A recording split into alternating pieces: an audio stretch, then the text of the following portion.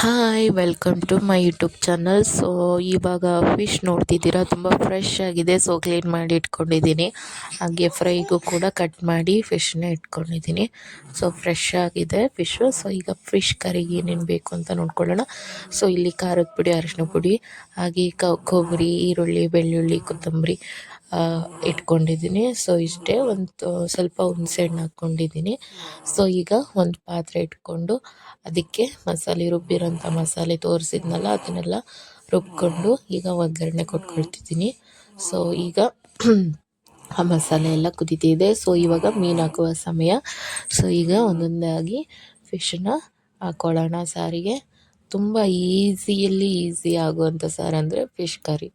So fish ಸಾರನ್ನ ತುಂಬ ಈಸಿಯಾಗಿ ಕ್ವಿಕ್ಕಾಗಿ ಮಾಡ್ಕೋಬೋದು.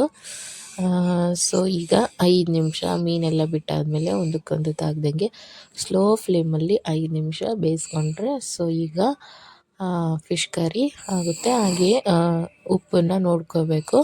ಸೊ ಬೇಕಿದ್ದರೆ ಉಪ್ಪನ್ನು ಕೂಡ ಹಾಕ್ಕೋಬೇಕು ಈ ವಿಧಾನದಲ್ಲಿ. ಸೊ ಈಗ 5 ನಿಮಿಷ ಬೇಯಿಸ್ಕೊಂಡೆ, ಸ್ಲೋ ಫ್ಲೇಮಲ್ಲಿ ಬೇಯಿಸ್ಕೊಳ್ತಿದ್ದೀನಿ.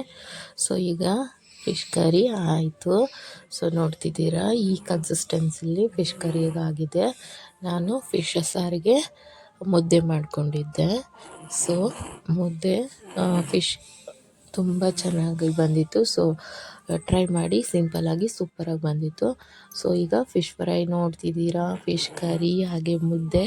ಸೊ ಇವತ್ತಿನ ರಾತ್ರಿ ಊಟ ಇಷ್ಟು ಸಿಂಪಲ್ಲಾಗಿ ಆಗಿತ್ತು.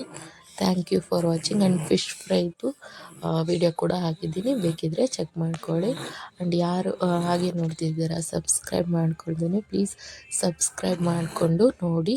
And thank you for watching. Thank you.